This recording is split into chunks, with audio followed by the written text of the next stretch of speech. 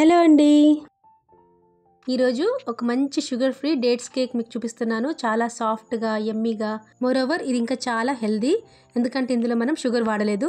ఇంతకుముందు కూడా sugar free cake అని డేట్స్తో నేను ఇలాగే కేక్ చేసి చూపించాను. దాని లింక్ని నేను మీకు డిస్క్రిప్షన్లో ఇస్తాను. దానిలో వాడిన ఈ ఇంగ్రీడియంట్స్ డిఫరెంట్.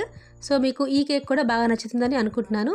దీంట్లో ఏంటంటే మనము డేట్స్ని కాచి చల్లార్చిన పాలలో నానబెట్టిన తర్వాత పేస్ట్ చేసుకుంటే, ఆ పేస్ట్ గోధుమ పిండి 2 సేమ్ బౌల్తో మనం మెజర్ చేసుకుంటాము. ఇంగ్రీడియంట్స్ అన్ని ఒకసారి చూసుకుంటే 1 కప్ గోధుమ పిండిలో baking soda, baking powder, salt 3 వేసి చల్లించి పక్కన పెట్టి, అలాగే దాంతోపాటు సేమ్ మెజర్మెంట్తో 1 కప్ ఖర్జూరం పేస్ట్, అలాగే 1/2 కప్ ఏదైనా వెజిటబుల్ ఆయిల్, 3/4 కప్ పాలు, 2 టేబుల్ స్పూన్ కోకో పౌడర్, వాటితో పాటు వైట్ చాకో చిప్స్, మీకు నచ్చిన డ్రై ఫ్రూట్స్, వెనిలా ఎసెన్స్, అలాగే ముందుగానే కేక్ మోల్డ్ని మనం మంచిగా ప్రిపేర్ చేసి ఉంచుకోవాలి. అది ఎలా ప్రిపేర్ చేసుకోవాలో నేను చిన్న షార్ట్స్లో చూపించాను, ఒకసారి అది చూడండి.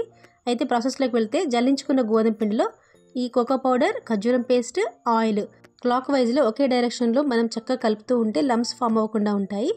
ఆ తర్వాత దాంట్లోనే 3/4 కప్ వరకు పాలని కొద్ది కొద్దిగా పోసుకుంటూ చక్కగా ఉండలు లేకుండా రిబ్బన్ ఫాలింగ్లా పడే వరకు చక్కగా ఒకే డైరెక్షన్లో కలుపుతూ ఉండాలి. అయితే ఇక్కడ నేను బీటర్ అలాంటిది ఏమీ యూస్ చేయట్లేదు, అందరింట్లలో బీటర్ ఉండదు కదా, అందుకని ఇలా సింపుల్గా స్పూన్తోనే కలిపేస్తున్నాను.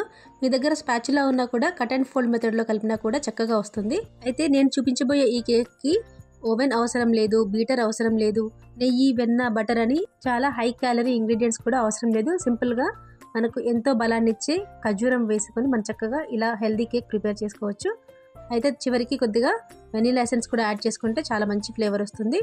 చూడండి, డ్రై నట్స్ కూడా యాడ్ చేశాను. ఆ తర్వాత మంచిగా క్లాక్ వైజ్లో అలాగే కలిపేసుకోవాలి. ఈ విధంగా కలిపేసుకున్న తర్వాత కేక్ మోల్డ్లో పోసేసుకొని వైట్ కలర్ చాకో చిప్స్తో డెకరేట్ చేసుకోవాలి.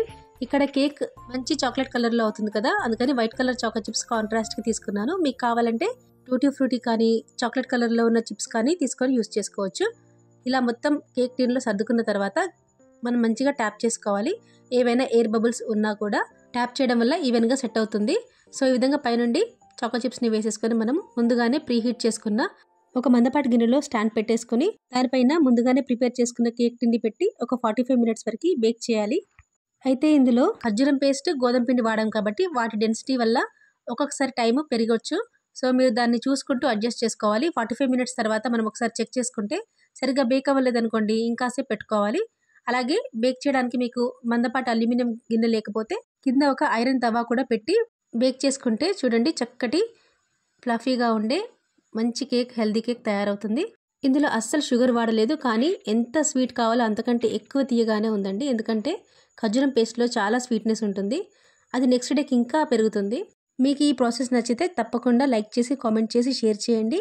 సబ్స్క్రైబ్ కూడా చేసుకోండి. Thank you for watching.